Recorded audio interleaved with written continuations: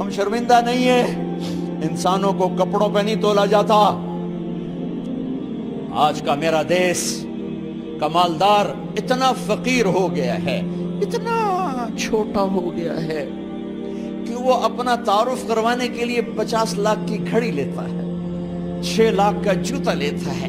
آج کی بیگم اتنی چھوٹی ہو گئی ہے کہ اپنے قد کو بڑا کرنے کے لیے وہ 10 لاکھ کا ہینڈ بیگ لیتی ہے کہ دیکھو میرا بیگ 10 لاکھ کا ہے۔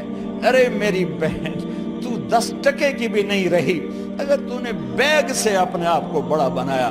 او میرے دوست، تو 2 ٹکے کا نہیں ہے اگر تو 10 لاکھ کے جوتے اور 50 لاکھ کی گھڑی سے اگر تو بڑا بننا چاہتا ہے۔ ارے اس دھوکے سے نکلو۔ برینڈڈ برینڈڈ برینڈڈ، کہاں جا رہے ہو؟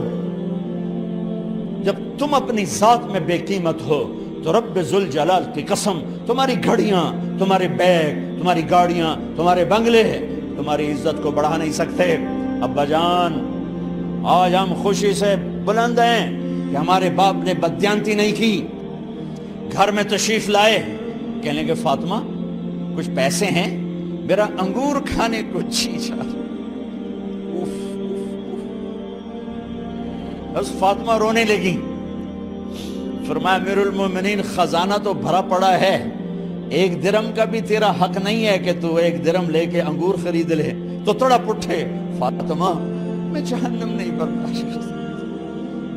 وہ میرے بھائیو جو دن رات سود میں پھنس چکے ہو، جو دن رات جوے شراب میں پھنس چکے ہو، کیسے اللہ کے سامنے سرخرو ہو کر کھڑے ہو گئے؟ ایک رات گھر میں تشریف لائے، بچیاں، بیٹیاں، منہ پہ ہاتھ، کپڑا رکھو، دوپٹہ رکھو منہ پہ، اور بات کریں۔ آپ نے پوچھا ارے کیا ہوا تمہیں، یہ منہ پہ کپڑا کیوں رکھتے ہو؟ تو خاموش ہو گئی، لیکن گھر کی خادمہ رو پڑی۔ کہا امیر المومنین، آج آپ کی بیٹیوں نے کچا پیاز توڑ کے اس سے روٹی کھائی، سالن کھائی، اور میرے آج کا تاجر کہتا ہے جھوٹ نہ بولوں تو کاروبار کیسے؟ میرا افسر کہتا ہے رشوت نہ لوں تو گزارا کیسے کروں؟ تو عمر بن عبدالعزیز پھس پہ ہچکیوں کے ساتھ روئے کہ میری بچیوں، میں تمہیں بڑے اچھے کھانے کھلا سکتا ہوں پر میں جہنم کی آگ برداشت نہیں کر سکتا۔ بھائیو، اس بندے نے اپنے آپ کو ذبح کر دی، اللہ کو راضی کرنے کے لیے ذبح کر دی، اپنے ذات کو، اپنے جذبات کو، اپنے احساسات کو۔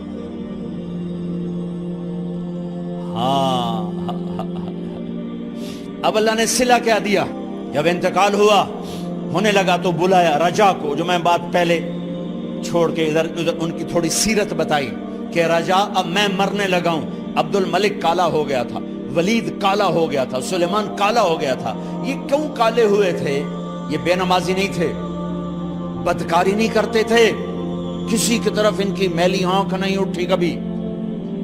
یہ ظالم تھے، ظالم، انسانوں کا خون پیا، مال میں خیانت کی، اس پر اللہ نے چہرے پھیر دیے۔ آج عمر بن عبدالعزیز جا رہا ہے، کہا دیکھو میں جا رہا ہوں، مجھے دیکھو میرے ساتھ کیا ہوتا ہے۔ ان کا انتقال ہوا، ان کی میت قبر کے کنارے رکھی گئی، اور اب نیچے اتارنا ہے۔ سلیمان کی میت کو اتارنے لگے تو ہلنے لگا، اور عذاب قبر پہلے شروع ہو گیا۔